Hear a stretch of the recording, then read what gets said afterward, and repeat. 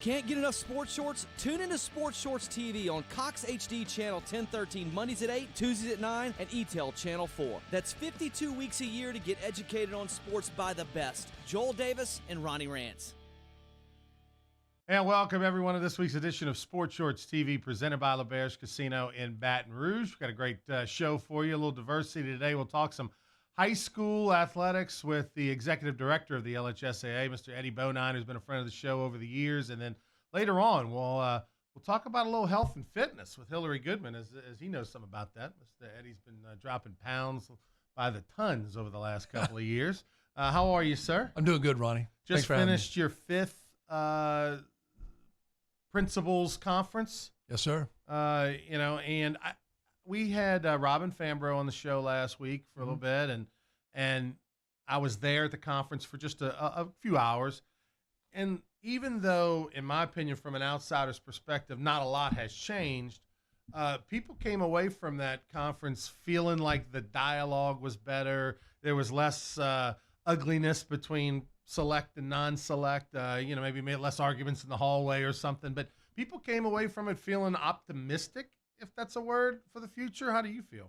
I thought the overall attitude there was exactly what you just said. It seemed better, but I truly believe that the staff and I and our executive committee made an attempt with some changes that we had made to ensure that when we got to the convention, it was a talking point from the time we started, was that we wanted to make sure when we got to the convention that everybody in the room knew exactly what they were voting for, and we limited some movement on the floor with amendments.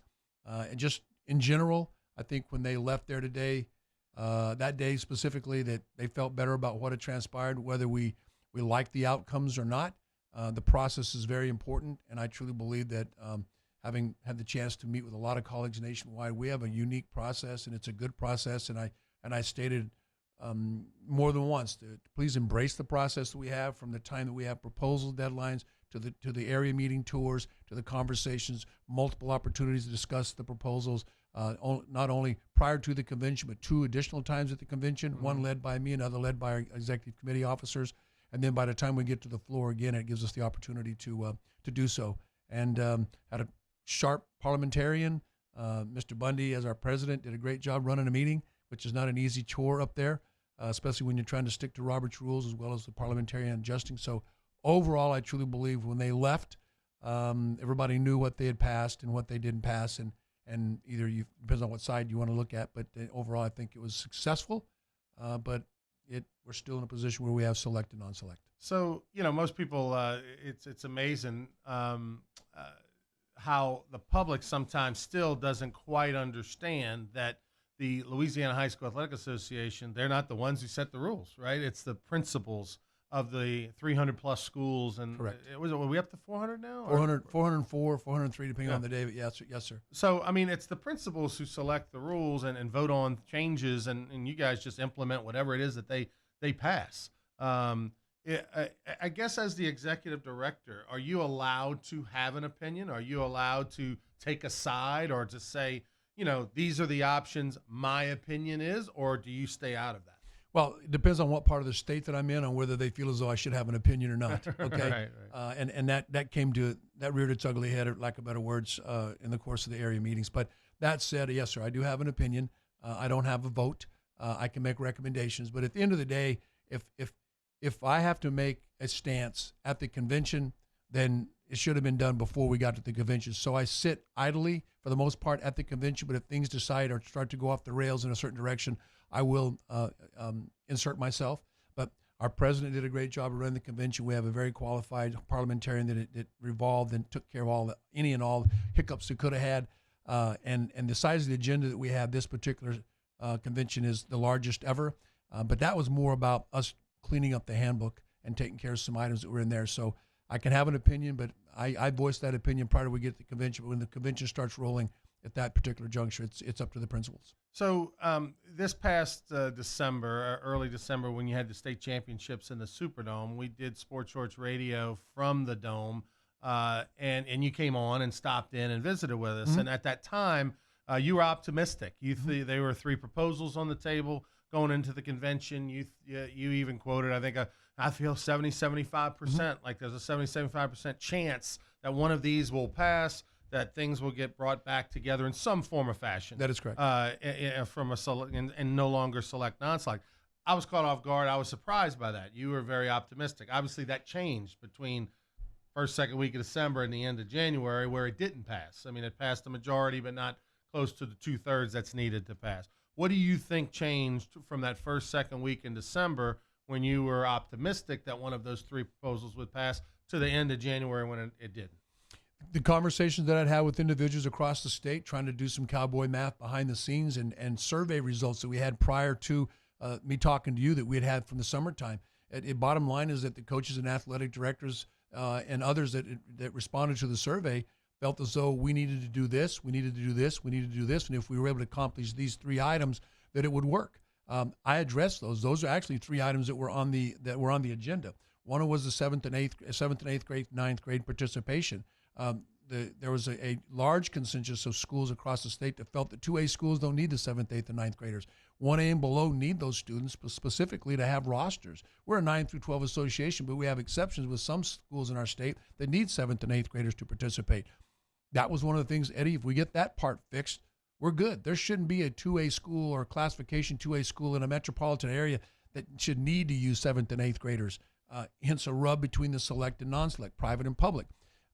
Students are outside the attendance zone. I was told, Eddie, if we get rid of that JV rule, that's a recruiting rule. And Ronnie, at the convention, when I talked about it, these are items that the community wanted me to address. If you can get rid of that JV rule, if you don't live in the attendance zone of where you live, outside the zone, and you go somewhere else or go across the lines, freshman, 8th grader, doesn't matter. You're going to sit for a year. You're not going to play JV. You're not going to play anything because if not, the perception is it's a recruiting tool. Whether you're a charter school or a magnet school, which identifies as select, or a private school. We did that. It got voted down. It got changed at the convention. Everything that we were supposed to do, hence why I felt as though that those items passed. I was very confident that happened. And Ronnie, we were 50 schools short.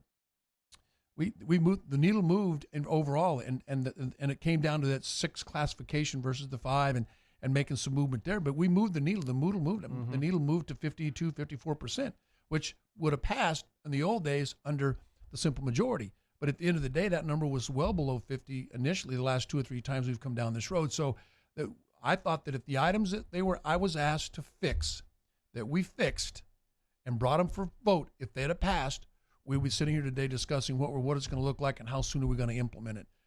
Those items got changed because some of the public schools figured out that 2A, 1A was going to affect them as well, and the JV, the magnets, and some of the public schools that are also magnet schools, or they're a charter school of sort by designation, it was going to affect them, and all of a sudden their ox was going to be taken to the altar and gored. Mm-hmm. Everything kind of swung the other way, not expecting that. I guess you never really know, and I think I've said on your show and others that when you get to the convention, things that you think will pass sometimes barely pass or don't.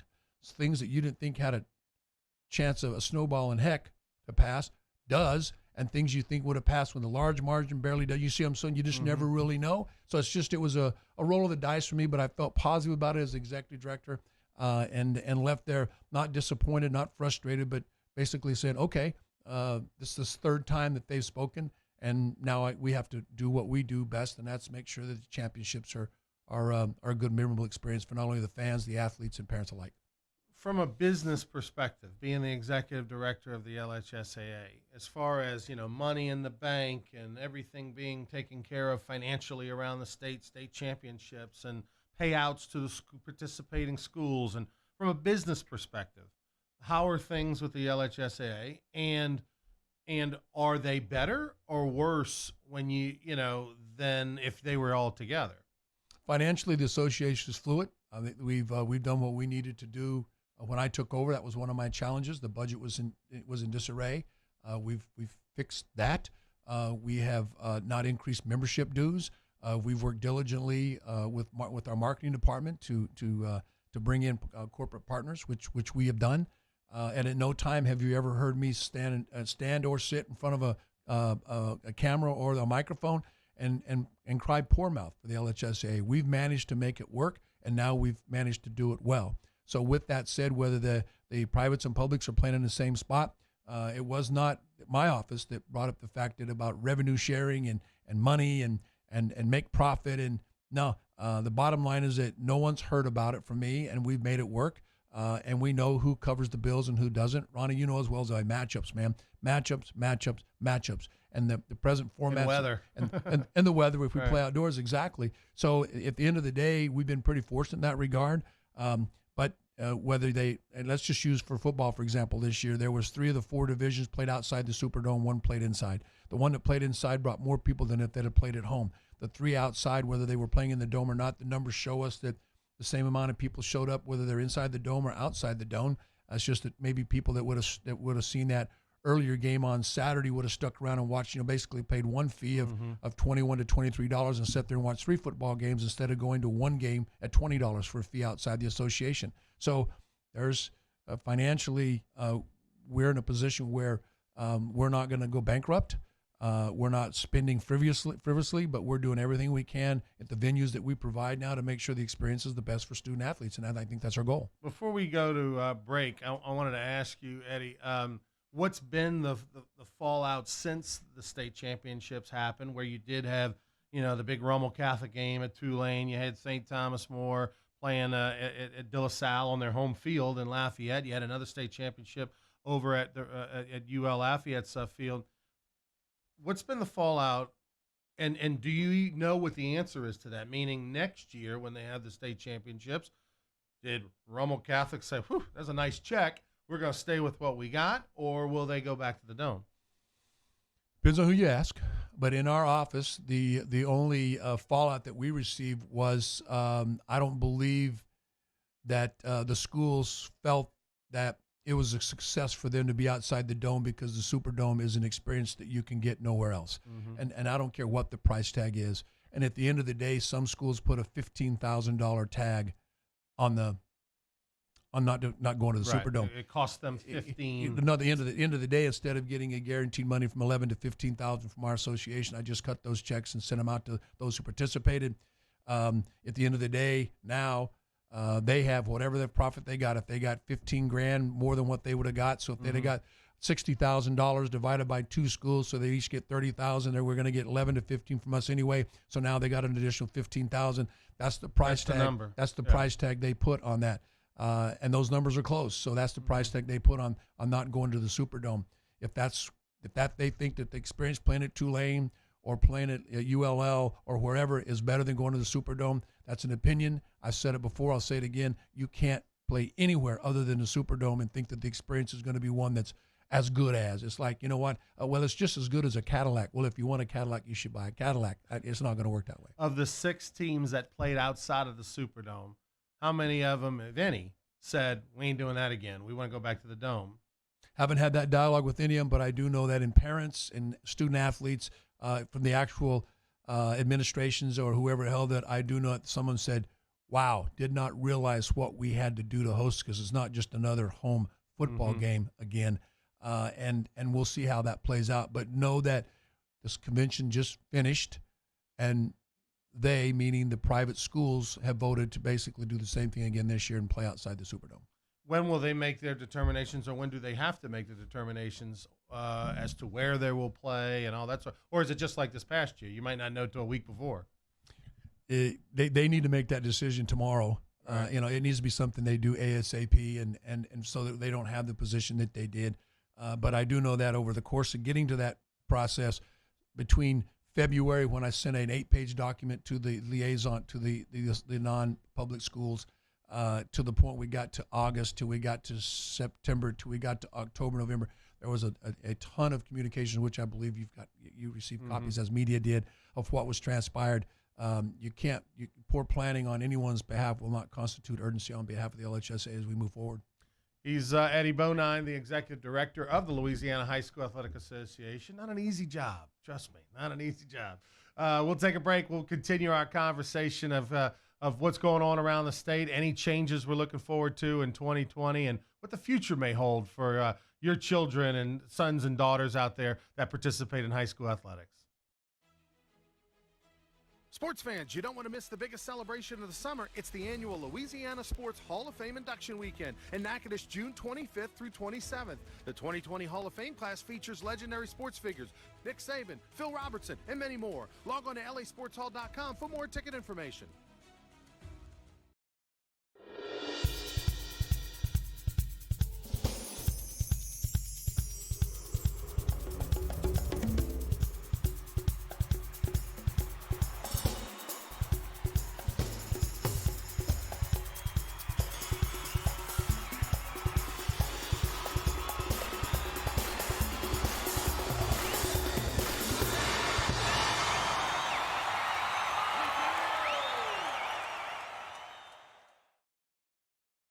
If you're an avid sports fan, then you need to check out the Louisiana Sports Hall of Fame, located in historic downtown Natchitoches, next to the Chateau St. Denis Hotel and the Natchitoches Convention Center. The Louisiana Sports Hall of Fame is where the rich history of Louisiana sports is told through the pictures, artifacts, and by the legends themselves in video archives. Come to the Louisiana Sports Hall of Fame and Northwest Louisiana History Museum and visit a world-renowned architectural marvel. For more information and to purchase tickets to the annual Louisiana Sports Hall of Fame events, visit lasportshall.com/purchase.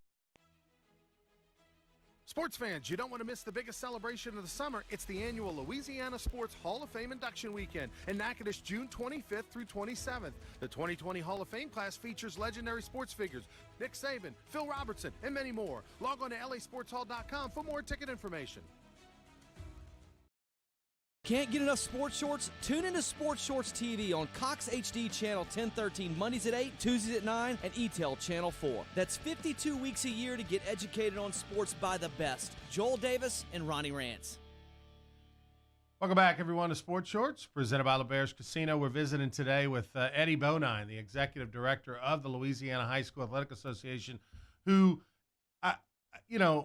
gets criticized about as much as the governor and the football coach at LSU. Not this year, though. Not this year. 50-0. But it's always it's easy for me, but it's always interesting how people criticize you so much. And I say, hey man, the guy is just doing what the principals vote to do. And they believe, I believe a lot of people, there's misinformation or there's a misinterpretation that they think that you sit around and make rules and make judgments arbitrarily. One guy in an office with a gavel, and it's not how the structure is with the LHSAA. It is not. Coming out of the convention, going into 2020, what are there one or two big things that came out of it for change? I know there's a lot of things that got voted down. Well, of the things that did pass or change, is there anything newsworthy that came out of it that's going to change in 2020? We had 95 voting items that were to clean up the handbook. We had a large number of contradictions within the handbook, changes that had been made, going back to making sure that wasn't the case, hence why I felt it was important that we get a constitutional attorney to look at our Constitution and bylaws, and she found over 100, but at the end of the day, of the 94 voting items, 95, one of which was the glossary, but 94 items, 88 passed. So a positive for me is that we finally now, whenever you're challenging me or legal counsel for somebody is challenging me, say, well, Mr. Eddie, it says this over here, but over here it says this. It conflicts. I would make notes. We have done everything we can to take all the conflicts out on our own because you can't defend that. Right. But what it came down to, we were making rulings, eligibility rulings, on the exception of the exception to the exception of the rule. Right. So we cut back to the bottom line, to the grassroots of where they were, and the membership voted 88 of those 94 in. The ones that didn't pass were the 7th, 8th, and 9th grade, 1A and below. That was moved to 2A. Basically went back to what it looked like. The sub-varsity rule, which went back to what it looked like, allowing if you've been in a system, you can be a JV player. And the rub is still going to be there between those schools that call themselves magnet schools or a specific magnet program, those schools that are charter schools. So coming out of it positively, bottom line is that even though we moved the needle on potential unification, 30% of the private schools, and I'm talking of the 93 privates, 30% of them voted not to come back together. And that's probably shocking to a lot of people who think they were the ones who want it the most. Ronnie, and that was where we can get 100% involvement. We got 100%. Well, and I have not gone back and just said, okay, of that 93, who are the 30? Mm-hmm. I'm going to do that. What class are they in? 1A, 2A, 3A, Division 1, 2, 3, 4, and find out exactly who they are. But I think the vote that came down on the increase of official fees in respect to sports, I was surprised that didn't pass. That was depending upon the sport, between 325 to 400 schools, depending upon the sport, about $145,000 spread out over the season, $5 here, $5 there, and that failed. Our contract with all the Louisiana High School Sports Officials Association, or the LHSAA, that contract that, if you recall, when I first got here, we negotiated a 4-year contract. It expires July 1. Not sure where we're going to go with that or what we'll be in a position with officials. But when we were fighting to try to unify and not being a proponent of one side or the other, but what was best for all students in the state, regardless of whether your school was a parochial school or a faith-based school. It doesn't matter to me. And overall, we were trying to see what we could do what's best for all the students. A certain percentage of that voted for the split back in the day changed and went back. Let's bring everything back together. And then we've had about 30% of the private schools, or select, in this case, private schools, actually, the 93 private schools vote not to come back. What do you think it is that a third of the private schools have voted now not to come back together? Is it because is it because people have gotten a taste of success with this watered down structure now, where you get to the playoffs and you got 5 over here and 4 over there, and now you have 18 teams that are playing for a football state championship versus 10 like it used to be. That's 8 teams that some of those teams would never probably get to the state championship if it was the old way. Correct. And so as people have gotten success, as you've got coaches and teams that now are getting to the quarterfinals and the semifinals every year, and all these sports that have never been there before, it's like, well, I don't want to change this. This is pretty good. We get to do the USSSA, put the ring on, and say we're a state champion. Well, I don't want to change that. I feel like that's probably watered in and filtered into the thought process over the last X amount of years, because now we're starting to get used to it. And I like making the playoffs automatically, and I like going to the third round no matter what.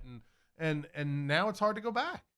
You are correct. You hit the nail on the head. But that's not just private. That's also some of the public schools as well. But at the end of the day, that's the process. And if you recall, 2 years ago, I was asking for us, if we're not going to change the split, then pump the brakes and let's try to fix the playoffs we have now.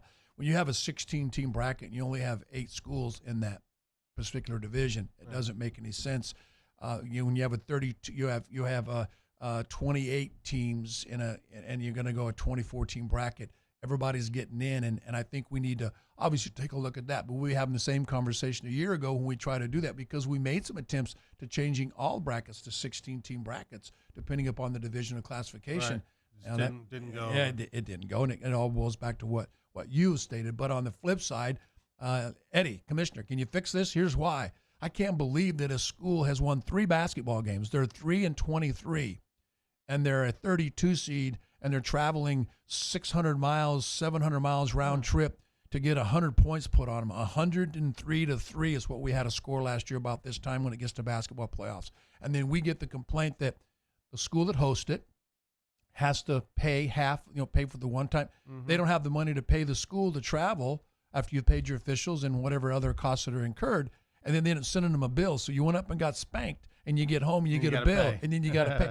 That's the kind of stuff that just common sense tells us we need to try to clean up, and that'll probably be the next thing that we have to seriously address. And my assistant directors do an incredible job with their respective sports, making recommendations, and I think that's probably going to be the next challenge for us. But you nailed it better than I can in regards to they've got a taste, they want to do it now, and regardless. But we also know, Ronnie, that we have a form in our office. We're the only state association in the United States. There's 51 of us, including D.C. We have a form that if you don't want to play in the postseason, you can send us a form and say, we're good. We're not going to play. And we have a number of those that did that in football, and we'll have a number of those that do it in basketball, sports like individual sports. Is there a fine or anything if they do that? Or no. They can elect to say, hey, we're not good. We don't deserve to be in the playoffs. Our kids really are done. That is correct. We're out. And you can fill that form, email it in, and be done. That is correct. It's been reported by other reporters and people that do a great job covering the high school athletics that there's pretty publicly known rift, if you will, between North and South in Louisiana, and you've gone around and done your regional meetings and whatnot.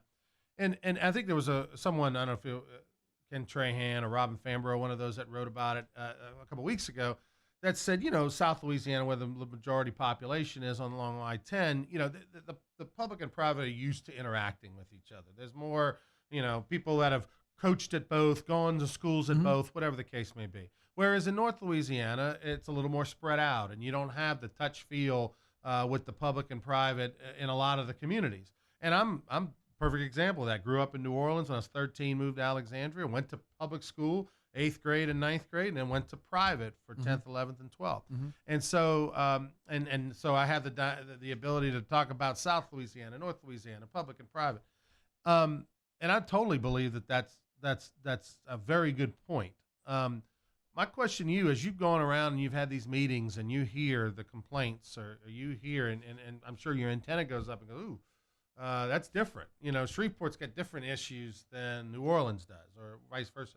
What are some of the big issues that are different in North Louisiana than in South Louisiana? Well, you are correct. If the feeling in Shreveport is different than the feeling in Monroe, up and on I-20, but the feeling between Shreveport and Monroe is its own issue. And if you get over to Monroe and you go across the bridge, there's a feeling of issue between Monroe and West Monroe. And then you've got Ouachita Parish and Ouachita schools over there. And then you travel down into Alexandria, which you live there. You see that. But it seems as though that the biggest rift, if you will, from public and private is in northern Louisiana. Fewer private schools, but more high-profile private schools. Certain schools for football, certain school for softball, it ends up being that issue. Then when you get down and leave Alexandria and you go down into Lafayette, now you see a different change there, where it's more, in that meeting I hold 60, 70, 80 people in there, more of a private school presence than there is anything anywhere else. Come to Baton Rouge, larger meeting, have a nice blend, if you will, and then you get to New Orleans and you've got a whole different realm of schools that are in the New Orleans Parish, Jefferson Parish, West Jeff, and then coming up from the Bayou side. So you have a whole different dynamics down there. So it's more, I think you hit it, Ronnie, where you said there's more get more along. Kumbaya down in South Louisiana with the public and private. There you go. Exactly, where you don't see that in northern Louisiana. The issues that the North Louisiana, because there's just not that many private schools in North Louisiana. There just isn't. But the issues that they have in North Louisiana that you hear them raise, I mean, how fixable are they? I mean, are these the kinds of things that you just shake your head and go, we can fix this pretty easily? It boils down to the accessibility to students, and there's a school up there. It's a 2A school that just beats everybody like a drum when it comes to softball. There is a football school up there that used to beat everybody like a drum in football. It hadn't in a while. And they haven't in a while, okay? And as you rotate, there's a school at Ouachita Christian, for example, that came down to the Superdome and had an incredible run. At one point was known more of a baseball school than it was a football school. All those students are from where? How'd they get them and where'd they get there? The undue influence, the abilities. The bottom line is that if you're a private school in the state of Louisiana or a private school in any state in the United States, you're a business. Private schools are a business. Public schools, the argument, I take whoever comes to my door. I don't have a choice. I don't have outside access to students. If they want to come to my school, I make it the best school I can if I'm a private or public school. And then the parish board or the school board or the county or the parish has to say on whether they can come to my school or not. I take who I take. If I show up and I can't pass a class and I don't have attendance problems, I take them because they're in my attendance zone, where if I do that at a school where I've had a choice to come to that school, or I chose to come to that school, whether it be an application process or a retention process, then they can ask me to leave. That's always been the rub. So an easy fix, no. If there was an easy fix, it'd been fixed before I got here. And if there's an easy fix, it'd been fixed since I've been here. And we've attempted every area where there's a loophole or a rub on why if you fix this and if you fix this, it seems like that every time we attempt to do that, we could get some of those done, hence the 90 some odd changes in the handbook. Something else pops up over here, another piece pops up over here, and we just continually chase that to the point where now, I think what you said a minute ago, where everybody's had a chance to taste the postseason, right, whether they earned it or not, because the bracket says they get to participate, then that's, I think, to the point where I don't know if that's fixable. It seems to me, after talking, because I talked to a number of public school coaches from Central and North Louisiana at the convention, and it seems to me that people have made up their minds, that they've kind of just dug in, and they might have one thing, and they just hang on to that one thing. And there's common sense, and you have to want to love your neighbor. You have to want to bring it back together. If you go from a perspective of, hey, we're better as a whole and then split, then we can get to that resolute. But if we're just gonna say no, I don't want to, then you can always have one thing. You can always have a story. You can always have a reason for something that happened yesterday or 10 years ago and hang on to that. And it seems to me, after talking to coaches, that's kind of where, or even ADs really, or in principals, that's kind of where they're at. They just hang on to old things and don't want to look at. I mean, I know you can't say. I'll say it. You know, Evangel hasn't been relevant in 10 years. You know, or I mean 7. You know, whatever. That whole Evangel or the John Curtis issue. I mean, those things are so old.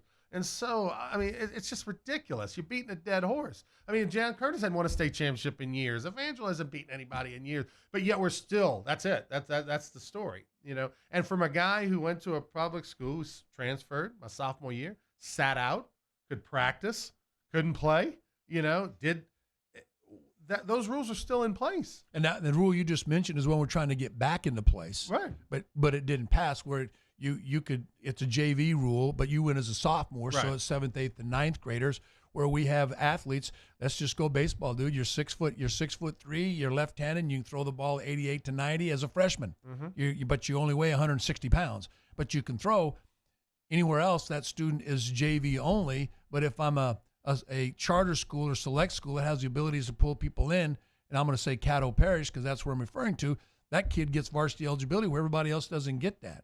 So it depends on, you know, it's good enough for us, but not for them. We're trying to bring everything back into where, for the most part, regardless of where you went to school or how you got there, I don't care. But at the end of the day, if you're not where you play and where you live, you're ineligible for the first year you're there. And you can do what you just said, just right. practice but not play. And it got shot down. We'll take a break. When we come back, I have a couple questions, couple scenarios, you know, if you will, because, you know, the public-private issue, a lot of times it's, you know, obviously public control, 75% of the schools are public schools. So therefore you have to make sure they, in order for this thing ever to possibly get back together, they've got to be content and happy with the plan. So in order for that to happen, it's, all right, well, what are your issues? Well, your issues, well, the public schools can recruit from wherever. Kids can come in from wherever. I want to ask you about that when we return. Sports Shorts presented by LaBerge. And a little bit later on, we'll have Hillary Goodman in here. We'll talk about some cool things that are happening in 2020 with health and fitness. She'll be joining us next.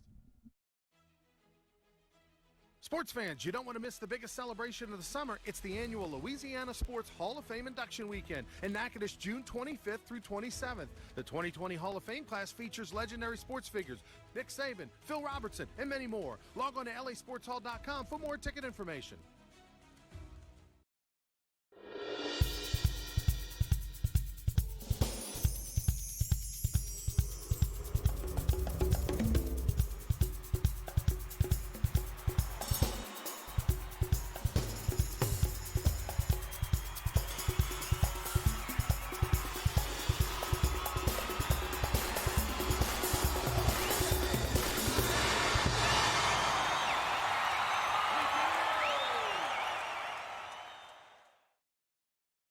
If you're an avid sports fan, then you need to check out the Louisiana Sports Hall of Fame, located in historic downtown Natchitoches, next to the Chateau St. Denis Hotel and the Natchitoches Convention Center. The Louisiana Sports Hall of Fame is where the rich history of Louisiana sports is told through the pictures, artifacts, and by the legends themselves in video archives. Come to the Louisiana Sports Hall of Fame and Northwest Louisiana History Museum and visit a world-renowned architectural marvel. For more information and to purchase tickets to the annual Louisiana Sports Hall of Fame events, visit lasportshall.com/purchase.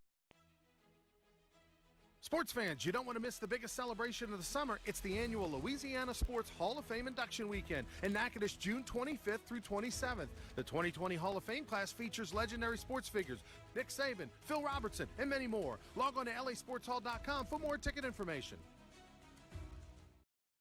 Can't get enough sports shorts? Tune into Sports Shorts TV on Cox HD Channel 1013 Mondays at 8, Tuesdays at 9, and ETEL Channel 4. That's 52 weeks a year to get educated on sports by the best. Joel Davis and Ronnie Rantz. Welcome back, everyone, to Sports Shorts presented by LaBerge. Before we get back to our conversation with Eddie Bonine, the Executive Director of the Louisiana High School Athletic Association, exciting goings on. This is the 100th anniversary of the LHSAA. Correct. Unbelievable. Yep. And this coming April at LaBerge Casino, you will have your annual Hall of Fame banquet, which I went to last year at the Crown Plaza and did a great job moving it over to LaBerge. But you've kind of expanded your class, but also put a little bit more influence on the actual athletes, as opposed to in the past, the Hall of Fame class was primarily dominated by administrators and coaches. Now you've kind of put an emphasis of, hey, we've got some pretty good athletes in the state of Louisiana, and your class is pretty impressive. a couple of the names that jump out, being an old baseball guy, Rusty Staub, who went to Jesuit and played for the Mets and had a great restaurant in New York and all that. No longer with us. He's deceased, but Rusty Staub, one of the greatest hitters ever. David Toms, one of the greatest golfers. Who grew up in Denham Springs before moving to Shreveport. Doug Williams, of course, one of the greatest quarterbacks to play, come out of Louisiana from Grambling. But it's a really neat class, and I'm glad you put more of an emphasis on the athlete. And to the chagrin of some of the older guard on the committee, we had to waive the Constitution. Some people don't even know that there was a committee and a Constitution to do so. And some of those committee members resigned because of it. They didn't think it was the right thing to do, and that's okay. Philosophically, we agree to disagree. But at the end of the day, this is just the beginning. We're going to do this for 2 years, and this is the group we started off with. And then we knew we could get here and get it squared away, and they were all very receptive and very grateful, and it was just a cool road to walk down, if you will. But another part of this, Ronnie, is that a lot of these names, you traveled around the United States, you mentioned some of these names, everybody knows who they are, not to mention some other pretty famous 4 or 5 quarterbacks in our state that aren't in yet, that we're looking to put in as well. But at the end of the day, I can't get anybody into the National High School Hall of Fame without them first being in the Louisiana High School Hall of Fame. Mm-hmm. So that was another part of this also, is make sure that these individuals get in, and then at that point I can start nominating at the national level to get some of these individuals who are well deserving of being in the National High School Hall of Fame as well. So that was another underlying piece of it. So we're excited about the class we have going in, and the process in which we have squared away, and of course changing the venue to LaBerge this year, and making more things. It's a great event. We're really excited about it as well. The 10 names that are going in April, and of course you'll be able to get tickets. The public will be able to buy tickets, tables if you want to go to the event. Correct. You'll just go to the LHSAA website or give them a call. But Bobby Joe Douglas, Brock Berlin, David Toms, Billy Cannon, Doug Williams, Ashley Lewis Rush, Gordy Rush's wife, who are here in the Guaranty Broadcast Building recording, where Gordy works. Ashley Anthony, Katie Anthony, Johnny Robinson, who just got inducted into the Pro Football Hall of Fame, and Rusty Staub. So a pretty star-studded class, diverse class, North-South Louisiana, men and women, and, a couple deceased members, but really Johnny Robinson had a chance to meet him last year for the first time, lives up in Monroe. The guy's a gentleman. So happy for him. He's in the Pro Football Hall of Fame, Louisiana Sports Hall of Fame. Many of these people are in the Louisiana Sports Hall of Fame in Natchitoches. And you confirmed Doug Williams is going to be there. David Toms is going to be there. Brock Berlin's going to be there. That's pretty awesome. It is, and we're excited about not only the process, but having the opportunity to bring in some of these athletes. And from a guy who's not born and raised here in Louisiana, when staff, back when I first got here and we started talking about this, that 89% of our inductees are, like you said, administrators or coaches. And I said, let's just get the whiteboard, start writing down names. I was shocked. Some of these people, I didn't know that Rusty Staub was from New Orleans and played at Jesuit. I had no idea. Just as you go down that list, and there's other individuals that are on this class that we reached out to. Carl Malone, for example. I was born and raised in Phoenix, Arizona, the Phoenix Suns, and our nemesis was when they had to travel and play the Utah Jazz and Stockton and Malone. I mean, it was always a hurdle. So just the names are incredible, and we've just scratched the surface. But last year you were at the Hall of Fame I was, and I had the opportunity to walk up and shake Billy Cannon's hand and have a conversation. As executive director, I have the authority of getting a vote, or getting, not only vote, but get to put somebody in. And I looked at knowing what I knew about Mr. Cannon and said, you know what, sir, I will do what I can. I can't believe you're in our Hall of Fame, but I'll do what I can to get you in next year's Hall of Fame. And he shook my hand and looked at me and said, well, I guess I'll just have to stick around for another year. And 3 months later, he passed. So that in itself, for Eddie, on a personal note, Billy Cannon, he looked right at me and said, my brother was a better athlete. I mean, that's what he told me. That said, that's the kind of thing that this really brings a full circle of athletes and what they meant, not only to state of Louisiana, but what they mean to the LHSAA's High School Sports Hall of Fame.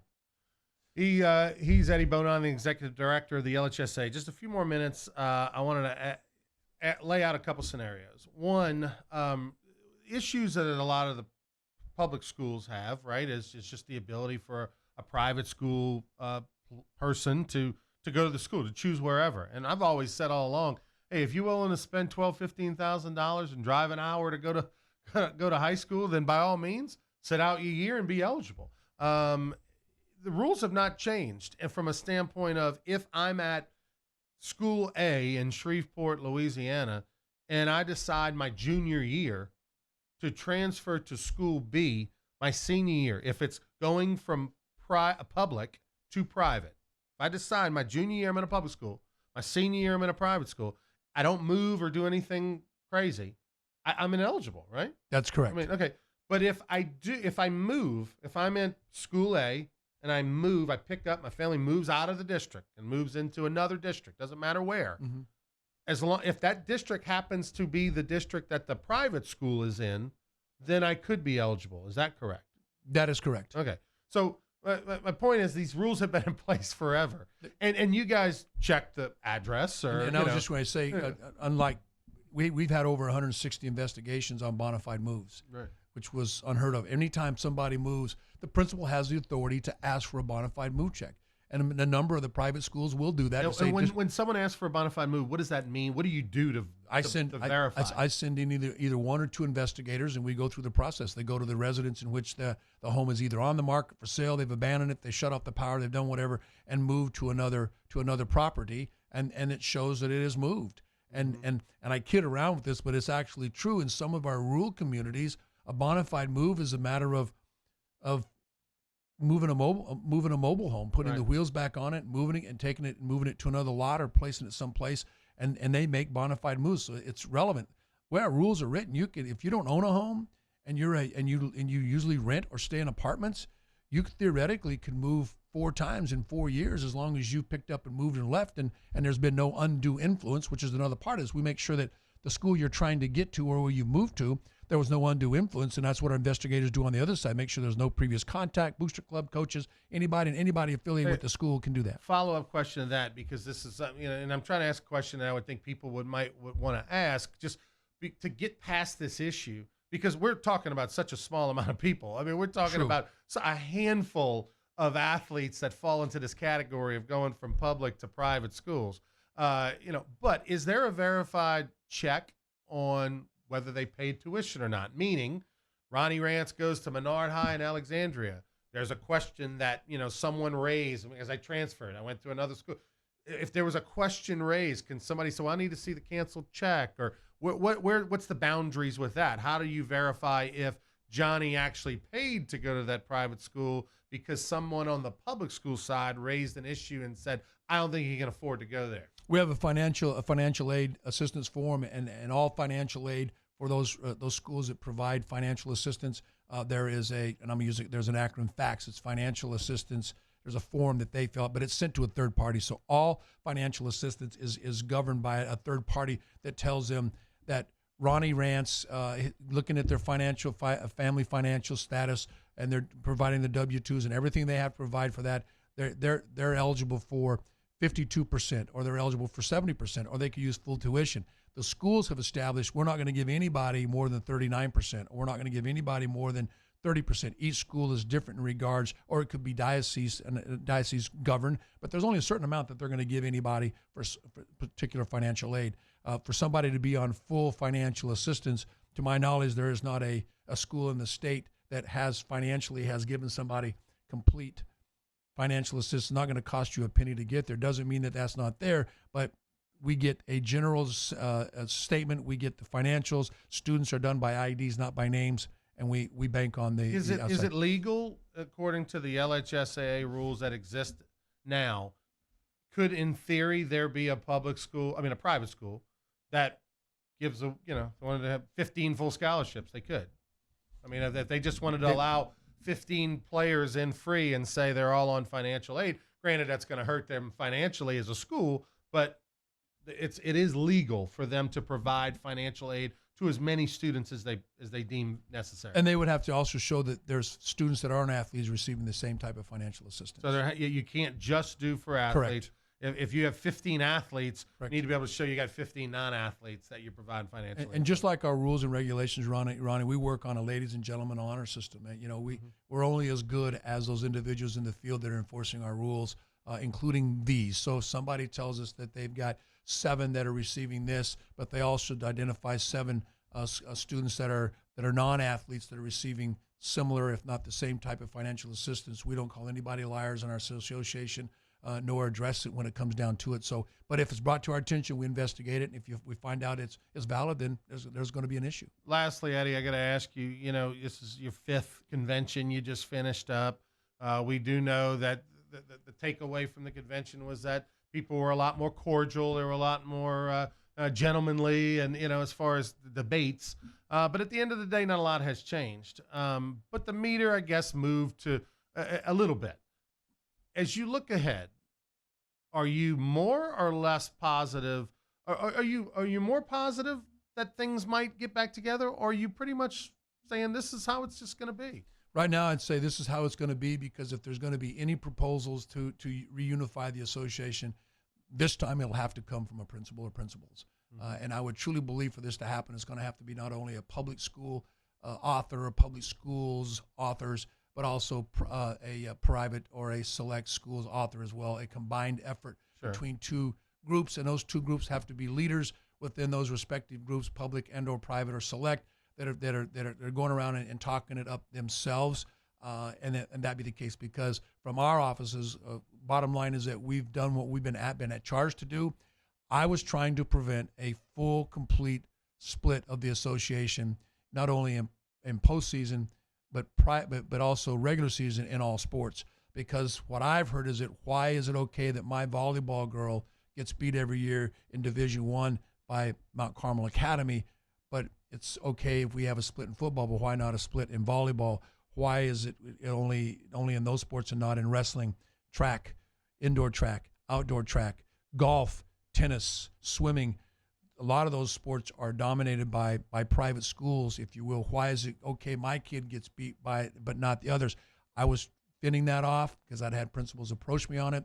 I said, let's give Eddie and the LHSAA a chance to clean up the handbook, try to fix the formats, and maybe we can get there. We just did that, and we didn't prevail. So that said, now it's going to have to come from the principalship. Thanks for the time. Appreciate it. I'll see you at the Hall of Fame induction banquet in April, where I look forward to seeing David Toms and Doug Williams and Johnny Robinson and a whole host of others over at LeBears. We'll take a break. When we come back, we'll visit with Hillary Goodman. A little health and fitness coming your way next. Sports fans, you don't want to miss the biggest celebration of the summer. It's the annual Louisiana Sports Hall of Fame Induction Weekend in Natchitoches, June 25th through 27th. The 2020 Hall of Fame class features legendary sports figures Nick Saban, Phil Robertson, and many more. Log on to lasportshall.com for more ticket information.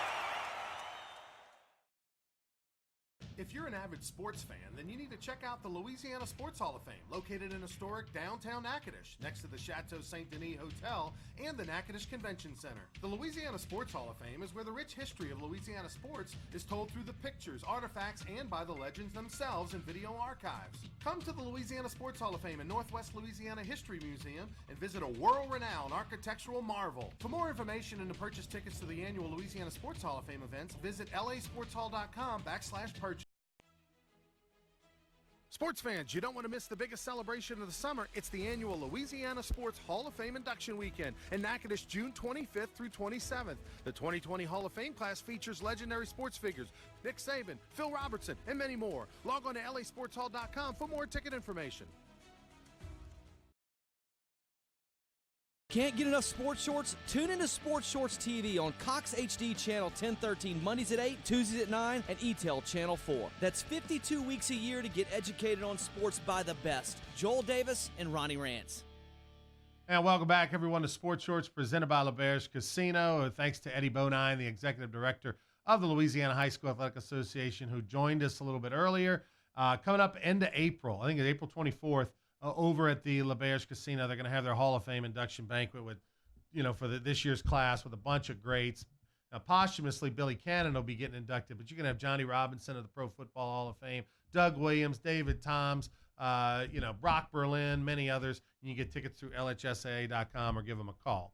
Joining me right now is Hillary Goodman. How are you, Miss Hillary? I'm good. How are you, Ronnie? We had Eddie Bonine on earlier, and he's a guy who dropped a ton of weight like the last couple of years. I mean, Eddie's a big guy, former professional baseball pitcher. His son played in the major leagues, and he dropped a bunch of weight, and it's kind of gotten his, I guess, life together and looks fantastic. And wanted to have you on because, hey, it's 2020.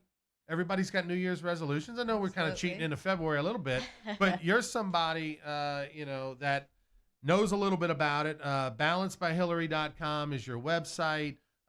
You're training and working out with not only my daughter, but friends of mine. Yeah. And, hey, 2020, time to get things cranked up. It's time to do it. Yeah, so tell the folks why they should why it's important this time of the year to get things moving in the right direction. Yeah, I mean, no better time than the present.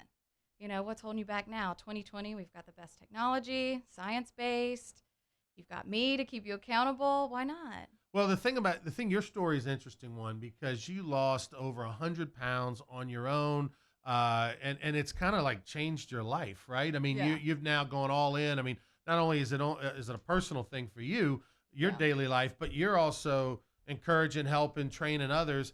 And tell us a little bit about, I guess, what you do personally. Yeah, I mean, I left corporate America to start the Balance program, and it purely has to do with my own journey. I'm like a lot of people. I mean, I tried to lose weight many, many, many times, and it was always unsuccessful until I wasn't. And the key for me was figuring out that losing weight has to fit into your lifestyle. And you have to have someone, if you don't have it in yourself, you have to have someone right there next to you, like keeping you going. Kicking your butt. Exactly. Someone to kick your butt, keep you accountable, and make sure that this is 365 days. I don't believe in restricting. I don't believe in, all these fad diets and things like that. It's science-based. You eat less, you work out, you're going to lose weight, period. It doesn't matter. I mean, any way you roll the dice, you do those things, you're going to lose weight. So about having that person next to you and making sure that's what you're doing is kind of why I'm there. So how many years, I guess, have you been doing this? Balancedbyhillary.com is the website. How many years have you kind of been all in as a trainer, a coach? Where'd that come from? Yeah, so in 2016 was when I really turned things around for myself. So by 2017 was when life was a lot different for me, and this became my passion.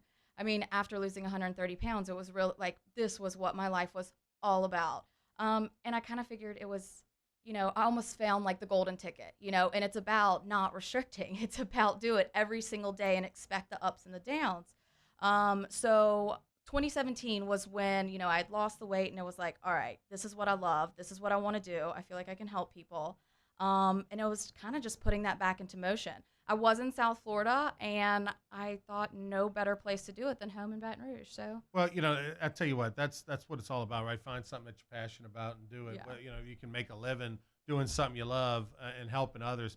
So if someone wants to get involved, if they want you to be the person that kind of helps change their life or kick them in the butt, because you've got different types, right? You got people that have your story. They need to lose 100 plus pounds. Right. You've got people that are former athletes that just want to be held accountable. Absolutely. And everything in between, right? Absolutely. I mean, I really see it all. I mean, you're 100% right. Some of my clients need to lose an enormous amount of weight, just like myself, and some clients just need that little push. And especially former athletes, they know what to do. They just need the person behind them to say, like, all right, let's make sure we get it done and, like, check that off the list. So the cool thing, you will not only, you're mobile. You'll go to their office. You'll go to their home to do personal training. But in addition to that, you've kind of gotten into the meal business, helping people with their diet and kind of being like their personal life coach, right? Tell us about that. Absolutely. So I believe it's 80-20. 80% of that's diet, 20% of that is, Really, movement that much? and work. 80% diet. Yes, I'm in 80% trouble. diet. Yeah. So obviously the food industry, I mean, it's huge. There's so many routes to go. And I chose Sensible Meals. It's right out of New Orleans, female-based company. It's top 3 in the nation. This is one of those meal plans where you order for the week or the month or whatever? Correct. Everything's portioned and prepped for you. And not only does that help me to train you, because I know exactly what you're getting. So it's a variety of foods. It's not a la carte. You know, you order once a week. It gets delivered to your door. Those are your 15 meals for the week. And again, I know that in advance. So if it's more so, you know, a carb-heavy week or a protein-heavy week, that's how I know how I base your programming, your workouts based on your body, things like that, your history. So you have a few different ways, right? Like you can be there all in. You can be training them 5 days a week, doing their meals. You know, you can be the guy they're texting, you know, hey, I'm going to this restaurant. What should I get? Yes. Or you can be as hands-off as they want. It could just be, hey, help me order my meals. Help me with my game plan for the week or the month. Yeah. And I got it from here. It just really depends on what you need, right? Totally. I mean, I like to say my service is very customizable for you. It's what's going to work best for you to ultimately change your lifestyle, to understand, make it click so that you get, again, this is every single day, 365 days, you're constantly working at it. So when someone signs up for me, it's really about, you know, whether it's 3 times a week they work out or, you know, they're on the meal program 5 times a week, you know, it's what fits best for you. I mean, I have some clients that all we do is work out and they're more so interested in, you know, grocery list and things like that. And then I have some clients who, you know, 8 weeks all in, 5 days a week, you know, meals, workouts, texting me, FaceTiming me, 10 o'clock at night, you know, I'm there to answer. I'm sorry. No, My daughter does that. Yeah, she's that person, you know. No, it's fine. I do that with everyone. You know, goes to McDonald's and wants to call you and ask, what do I get? Don't go to McDonald's. Yeah. Or get the grilled chicken. That's all they got. Balancedbyhillary.com. That is the website. Go there, check it out. And if you got you're going to have questions, call her. You know, the number's on, she'll get in touch with you through the website, balancedbyhillary.com. And the cool thing is I got a lot of friends that have done this. You know, you get that personal health coach, life coach. And look, she's accessible, man. People blow her up 24/7, and she's helping make those decisions, whether it's a Valentine's dinner coming up or whatever the case. And you got guys and gals. It doesn't matter. Yeah, guys and girls, anybody, everybody. I like everybody just as equally. My guy clients, my girl clients. Obviously, training-wise, it's a little bit different, but that falls on me. So. Yeah. But the real cool thing is the meal prep. I mean, you do a fantastic job training your people on what to eat. But also, if you don't even want to mess with it, you can just order your meals through her, and they'll be delivered to your home. And you know, makes it real easy. Plus, you tell them you heard it on Sports Shorts, she'll give you like at least a 1% discount. So call her, tell her you heard it right here on Sports Shorts. Thank you, Hillary. Thank you. Give her a call. Look it up online. Real simple. We've been putting it on the screen the entire time. Bodybyhillary.com. We'll be back with more Sports Shorts next week. Sports Shorts presented by LaBerge. Sports fans, you don't want to miss the biggest celebration of the summer. It's the annual Louisiana Sports Hall of Fame Induction Weekend in Natchitoches, June 25th through 27th. The 2020 Hall of Fame class features legendary sports figures Nick Saban, Phil Robertson, and many more. Log on to lasportshall.com for more ticket information.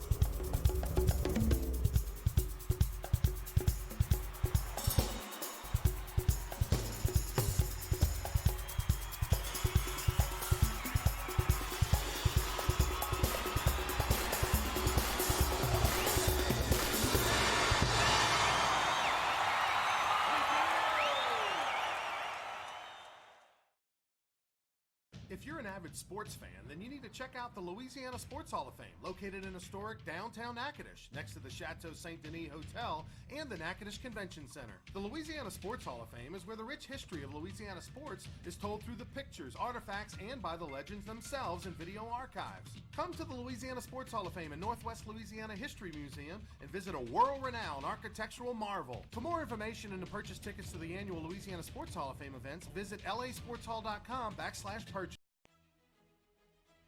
Sports fans, you don't want to miss the biggest celebration of the summer. It's the annual Louisiana Sports Hall of Fame induction weekend in Natchitoches, June 25th through 27th. The 2020 Hall of Fame class features legendary sports figures Nick Saban, Phil Robertson, and many more. Log on to lasportshall.com for more ticket information.